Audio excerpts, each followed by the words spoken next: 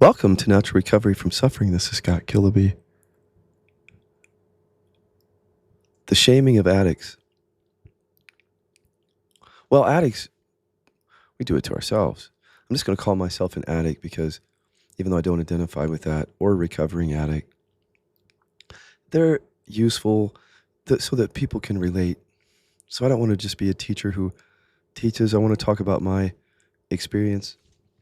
And I qualify, if there's such a thing as constructively speaking, relatively speaking, an addict. I fit the bill.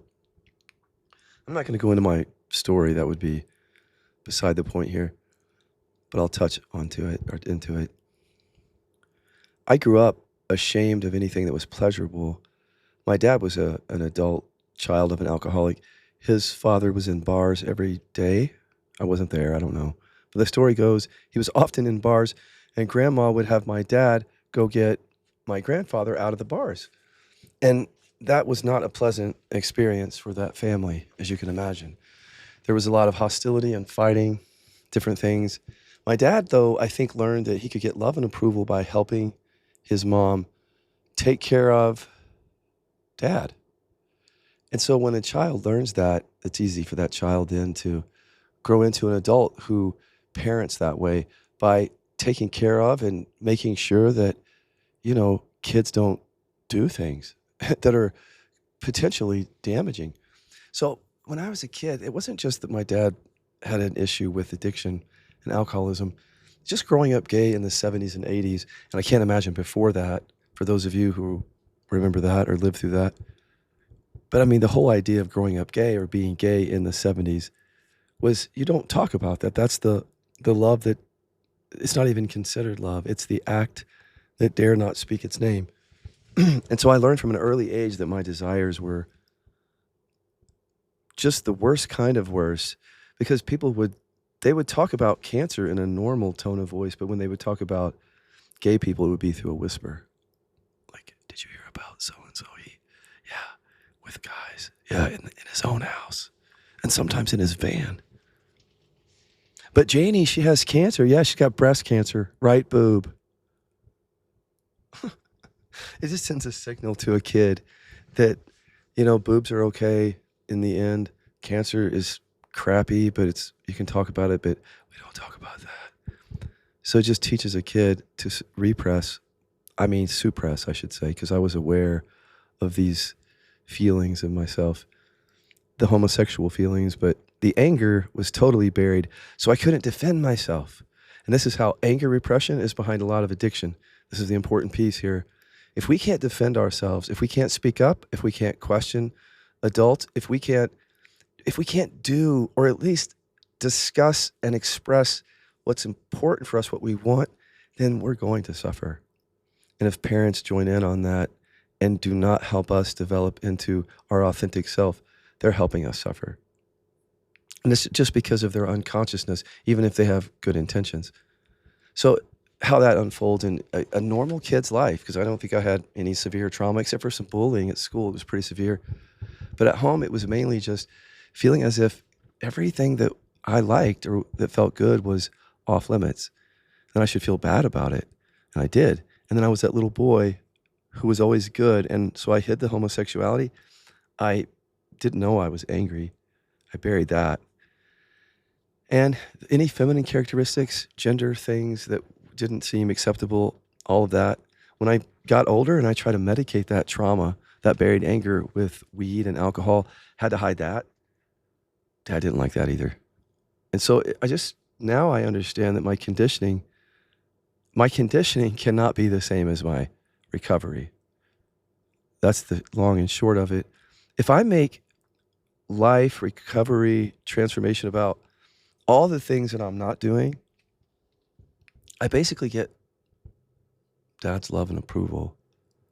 That's about it. So I don't get freedom. Unless that was very natural. But the way I was doing it wasn't seeking a natural recovery from suffering. I was trying to put down all the things that didn't go along with being someone who buries anger and presents himself as false at the surface. have to be good, peaceful, empathetic, compassionate. Don't get angry. And then use stuff to keep that down. Then I went into 12-step. I switched from drugs and alcohol to now I'm getting huge doses of love and approval for being of quote unquote selfless service, which there isn't any such thing, because I was codependent anger repressor who had been in addiction, and now I was in recovery being codependent, helping other people. When I realized that that wasn't going to end my suffering, it was just going to give me sobriety, I went to the 12-step, or excuse me, to non-duality. And that's where I thought I'm going to end all my suffering. But what I was really doing was dreaming up this projection of the ultimate selfless, awakened me who was like really good. Like, you know what I mean? Like the best kind of good, spotless. Like as a teacher, be no scandals, doesn't do anything bad, nothing, spotless and compassionate and empathetic, very safe projection that I was chasing from my buried anger. And then I woke up, but I didn't embody that. I didn't get to the buried anger. So here comes the codependency as a teacher. If you have buried anger, look for codependency. Codependency is actual programming in your body that demands you to help others or focus outside of yourself in some way. And a lot of teachers have it and don't know it because they have buried anger. A lot of therapists may or may not know they have it. If you have buried anger and you're in the helping or coaching field, you might have it. You could be working at Walmart though. Doesn't matter. It's the energy that looks very helpful and maybe loving and good on the surface, but raging underneath and hiding it from self and everyone else. So that's not going to work when it comes to recovery. Being good. And then that didn't work because then I developed this hidden BDSM addiction as a teacher on the side from buried anger, where I would just, give up my power to men sexually so I could act out that submissive, anger repressing trauma. That young child who was terrified of being himself and so would let another man or men do whatever they wanted within reason.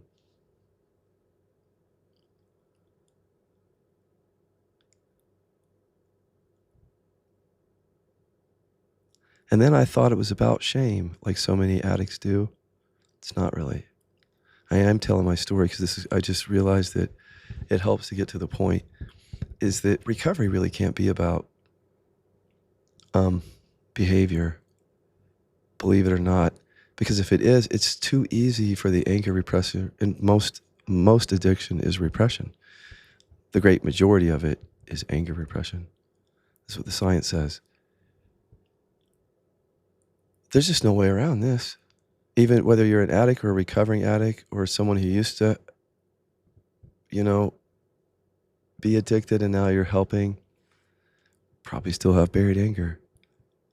So there's no way around it, in my view, because the science is staring us in the face. It's saying, well, the root of the addiction is buried anger. So there's no science that says sobriety is the answer. There's no science that says that if we just substitute porn after alcohol, that's the answer. But yet if you look, people are focusing on behavior and substitution and sobriety. Why? If you go into your body with utility inquiry, you say, what do I get out of believing I should be sober, believing that recovery is about whatever one of those things I said? You'll find probably, if you have repression, that you stay safe, that protects you in some way. To focus outside yourself, actually, and to believe that the root of the addiction is anything other than buried anger. That just keeps us safe. We can do a ton of helping and never even touch the root. I've tried. We can think it's shame and never touch the root. I've tried. Because with the BDSM addiction, I felt the shame and I processed shame. That addiction fell away, but other issues were still there and popped up, including severe chronic pain that carried the buried anger. It's like playing whack-a-mole, trying to change behaviors or get rid of this behavior or that behavior when they were all driven from below the surface of the water. All the activities at the tip of the iceberg, at the surface of the water, were done to keep the emotions that were buried under the water buried. And all of my attempts at recovery were just safe, seeking love and approval, keeping in the mind, not making it fully experiential and embodied, trying to rush to quit everything to get love and approval or because of shame, not realizing that shame just protected me from the buried anger. And this became a point of contention in my own relationship with Chester. Because when he had an addiction early in the relationship, that's such a distraction. I finally saw it. Living really closely to someone else who had suffered an addiction like I had in my 20s and 30s, I realized that how the consciousness uses those things like shame and addiction is as part of the protective layer over buried emotions. And even the science says that. I'll show it to you. Come to a clarity call with me. I'll put the link in the description here if you're interested in truly working with me. Don't come to argue with me because that's a waste of our time.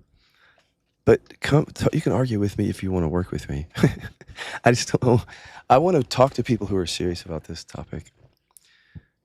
Take the repression test at repressiontest.com first and come talk to me. If you feel like you're not getting to under the water in your recovery practice and you've read the science that says the buried emotions create it, that it's a matter of skill then. Because if you learn the context, if you understand, then it's a matter of just having the skill to get to the unconscious. But I'm doing these podcasts to fill in the understanding piece because we can fill in the skill when you come and talk to me, come and work with me. That's easy. I'll show it to you. The bigger barrier is getting under the water. So let me just go there. I want you to imagine that every addict is divided within themselves. I mean, you don't have to imagine it. It's true. But you can imagine an iceberg. Like everybody walks around with this iceberg consciousness. Forget the cold part. The iceberg is there to show us above the water and below, which represents, okay, so above the water is what we experience in our everyday present moment awareness, thoughts, feelings, sensations, cars, lobsters, dolls, balls, basketball, experiences, states, spiritual realization, enlightenment, bypassing, addiction and recovery, all spiritual methods, everything here. The entire phenomenal world is at the tip of the iceberg. It's all conscious. We're aware of it. We talk about it. It's been studied, etc. Well, that's only one half of the duality, of the main duality. The other half is that we have buried, unprocessed emotion and conditioning at the buried level, which represents most of what is here in the moment. Just like an iceberg. You might look at the tip and think, wow, that's like a glacier. There's so much here. And then you go under the water and you realize, no wonder. It's driven by pure fear and rage that was buried. And by the way, it's not as scary as it sounds. We have a very safe modality. Truthfully, we do.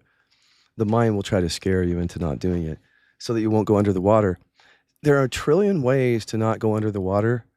We only know one way to go. That's the truth. Now think about that for a moment. Here at the conscious level, there are a trillion ways to bypass. We've only developed one way so far to take you down under the water. That's why it's so important to come and try KI if you have addiction. And one of the first things we're going to do is talk about this iceberg and bring it to life for you. So if you take the test and it says you bury anger, You might come and you might say, I don't really believe that buried anger is driving it. Well, first of all, I might say, well, I'll invite you right now. Go get an AI chat if you don't have it. AI will not give you answers that aren't out there. It'll pull together, especially if you ask for like credible sources, certain things. So if you say, what is the main driver of addiction? And then how much does anger repression drive addiction more than sadness or hurt repression? You'll find the answers to that. Anger repression is the culprit. Sadness and hurt repression, it's all fear, is very close second for people. But now that we know that, that understanding is key. So you want to have that before you come and talk to me, or I'll do it for you. I mean, if you come and you say, I've refused to look at the research or even Google it, and I still don't believe it, I would say, well, I'm not going to do it for you, but since I've already done it, I'll send it to you. If you still refuse it, we can't work together. Because at that point, it sounds like there's almost like a constitutional resistance within you to go there. And that maybe just might come at a later date. But, you know, what I had to do first is educate myself. As a teacher who had had a shift to presence, which was very direct and immediate, and I could point to it and help people with it, and I had a clear recognition of that, was completely oblivious to this whole subject. Because it's like dark matter. So people will come and they'll walk into a clarity call and they don't realize that they are an iceberg. And they don't realize, even if they took the test, because when they took the test and they found buried anger, all that they found was a contraction that responded a little bit when they said, I'm not angry. Well, because the mind can't see it. So when you start thinking about it, it can't make the connections that go below the surface.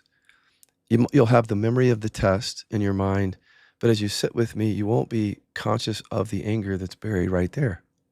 So my job is to show it to you in a couple of different ways. One is through the science, and then you get it more firmly in the cognitive. And then I'm going to then talk to you about your life. So when you come to me and you start telling me, I'm addicted to porn, I might say, well, were you addicted to drugs or alcohol before? And then might talk about substitution, harm reduction, and then how we come in with inquiry, because that pattern of substituting one for the other will just keep going because you have repression. Under the water, the alcoholism was at the tip, and then now you've got porn at the tip. See that? But under the water, the repression drives both of those things. And then you might say, yeah, and I'm trying to quit porn. And I'll say, so you have shame. You say, yeah. I'll say, so shame is at the tip. And I'll show you the science that says shame protects us from what's buried. So shame can feel core, but with the science and with me pointing to how shame distracts you from the fact that you have buried anger or hurt or sadness, then you can see the protection even in your life as you look at it. But you won't see it directly until we work together. Because when we start doing the inquiry, then you're going to see the conditioning below the surface of the water. You're going to actually make it conscious. And that's going to be like, for example, buried anger. And what that making conscious the buried anger does with our process is show you how shame fits into it all. I'm safe if I feel ashamed of my addiction, because then I don't know it's about buried anger. And I'll focus on quitting the addiction to be good. See that? Because what is good? It's the mask of many anger repressors. It's one of the masks to be perfect, to be at peace, to in the eyes of others, to be something that we're not because we have buried anger. And that inauthenticity will drive our suffering and our addictions until we die, unless we do something about it. And Johann Hari says, just need unconditional love. I think that's a great environment to have to do inquiry in, though, because unconditional love, first of all, that could easily be codependency with people enabling people. When I had buried anger, I didn't understand enabling, but what it is, it's a need for love and approval from the one who's helping, and a need for safety. So that agenda is driving things. It's not really about the recovery of the other person. It just looks like that at the tip. But under the water, we're getting love and approval by holding ourselves back when we're codependent for others or towards others. Things are not as they appear. So we can't just go around helping other people thinking, well, I've quit my addiction so I can help other people. Well, that's at the tip. Quitting the addiction and helping other people, all at the tip, all conscious. The question is, what's driving that under the surface? When will you become interested? We have tools.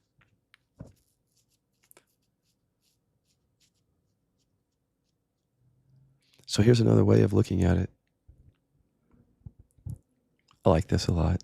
The double bind that I first discovered was, double binds are a big part of KI. They're like the dualisms of the body, you could say. So it's like, I need love, but I'm afraid.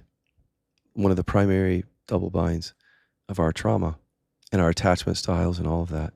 Or I'm angry, but I can't express it. I'm afraid of it. There's a double bind. We divide ourselves off in these ways energetically. But the first one I found years ago, before I ever found the buried anger and the double binds of the unprocessed, the deep ones that when those double binds dissolve, you have unspeakable freedom.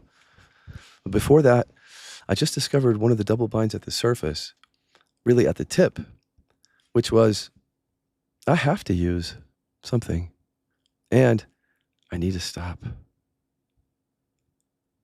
So I have to, but I can't, or I shouldn't. That double bind. Well, my double bind on the one side, the compulsion, was in part because being shamed as a kid, that increased the compulsion. Being told not to do something made me want to do it more. So actually, the desire to stop was making me compulsive. And that's something that people can't see, that the double bind works against itself. That's why people have great difficulty not quitting an addiction, but quitting addiction. See that? You can quit a behavior. But if you still have the double bind, there'll be another behavior because repression is there, another activity or addiction. And then you're going to want to really do that, but then also stop that because you have the repression, the buried anger that makes you want to be good, peaceful, to be false in the world. And addictions just don't go along with being, good and all that because of the cultural and other shame that we actually use to make it even more compulsive. If you're addicted to porn, then shame is an aphrodisiac. And so if you try to quit porn, it's like it just makes you into something bad, and what you're doing is bad. Dan and I developed this work from a different place. We started with his porn addiction, and for the first time, yes, Johann Hari, you're right, that unconditional love is the atmosphere. Because that's what Dan said. He said, Scott, you're the first person who ever loved me no matter what I do. And I would have said, if I would have been conscious, that's because I need your love and approval. I have buried anger. But it's okay because I'd learned that later, and still there was an awakening there, and he was pointing to how with that shift in my buried anger, it provided a space where he could just focus instead of feeling judged. But obviously there was a lot of work that I had to do in that to be codependent. So what we did is we developed this work kind of in the addict codependent framework. It wasn't like he was the addict and I was the codependent, because we switched those roles back and forth. But with regard to the porn addiction, I did just love him no matter what he did. And so, but that's not enough. Johann, it's not enough, because Dan had real trauma and buried anger. He was going to porn because of this deep, deep, unprocessed fear. Johann, it takes more than unconditional love. That's the atmosphere in which recovery happens. It's not the means by which it happens, because people can love each other to death. I learned that by living with someone with BPD. If you don't have boundaries, you don't have a relationship, you don't have unconditional love. Unconditional love is not just letting people do whatever they want. No. You know what I got from just letting everybody do what they want around me my whole life? Cancer and spinal stenosis and a BDSM addiction. That's what I got. And if you look at the science, there's a lot of people with codependency and buried anger who are very sick in different ways. That's not the way. And that's not unconditional love. Here's what I mean. Here's what I agree with Johan. He's one of the leaders in this area. I agree that the atmosphere matters, but enabling cannot be, especially with people with deep trauma who, without boundaries, they collapse into themselves, into a deep state of shame. They can't get out of it without boundaries and processing. It's not just love somebody who feels awful about themselves, like worse than ever, like worse than any other human. That's how it feels when you're addict. It's like you're the worst person on earth. You can't love somebody to healing who feels like the worst thing on earth. That person feels that way to stay safe from what they've buried. That shame is there to protect them. You can't love that away. A person has to take responsibility for how the repression and trauma sits in the body and produces all this. We have to love ourselves first by clearing the repression that creates our suffering. And then the environment has to be conducive to that in some way. And if it's not, the process will probably be hindered.